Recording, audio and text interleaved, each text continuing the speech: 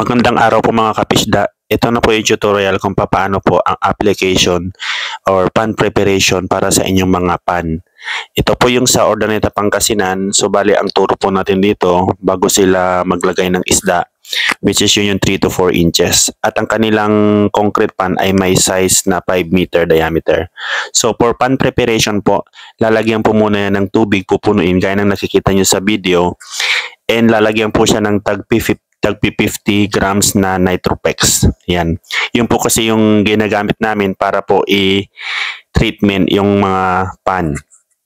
Ayun, so sa 5 meter diameter or maski 3 meter diameter po yung inyong pan, ang unang gagawin po ay maglalagay ng tag 50 grams sa bawat pan. And then aantayin po siya ng 10 days hanggang sa mag-green yung tubig. Yan, so pag nag-green na po yung tubig, and extend lang siya ng 5 days, itatapon ulit yung tubig and then lalagyan po siya ng bago. And ang next procedure po niyan ay maglalagay din kami ng 50 grams na aqua maintenance bago po siya lagyan ng isda. So ito pong sistemang ito ay hindi kayo masyado makakaranas ng massive mortality. Ayan. And then make sure lang po na yung pagkukunan nyo po ng fingerlings ay yung mga user po ng probiotics kasi doon po makakasigurado po kayong ang mga isda nyo kahit na malalayo po yung biyahe ay malalakas pa rin. Kagaya na nakikita niyo sa kanila lang po kahit beginner po sila ay unti lang po ang namatay sa mga alaga po nila. Ayan, again, isi-share ko na rin sa inyo sa mga nagtatanong kung saan po nabibili yung probiotics. Sa Shopee po, on Lazada, available po yun online sa online shopping. Ayan, so para hindi po kayo malito, yung Nitropex po ay for pan preparation or water preparation.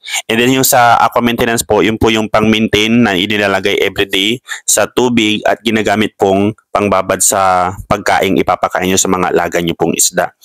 So yun, ang benefits kasi ng probiotics kahit hindi na kayo palit ng tubig ay hindi po magkakaproblema yung inyong system. So yun po yung pinaka-advantage ng paggamit ng probiotics or pag-maintain ng probiotics sa inyong pan everyday. And then nakakatulong din to for fast growth, yan, at saka para po malusog yung isda nyo. At the same time, masarap din po kasi sa feedback po ng mga nakatikim na ng mga na-harvest ng ating mga tinuturuan natin, kumuha rin tayo sa kanila ng mga na-harvest nila at ibinenta. Ang feedback po ng customer ay masarap po yung lasa ng alaga nating isda. Ayan po, yun po yung kinaganda ng paggamit ng probiotics. So in the future, pag ganyan yung isda nyo, kaganyang kasarap, hindi siya malansa, ay tatangkilikin talaga siya ng mga tao. So yun po, ilalagay ko po yung number ko po dyan sa mga iba pang mga question nyo, how to use probiotics, and then mag-text lang po kayo at ako po yung tatawag po sa inyo. So yun lang po, again, para malinaw, dalawang klase po yung probiotics. Yung isa Nitropex, ginagamit po ito for water preparation or your pan preparation.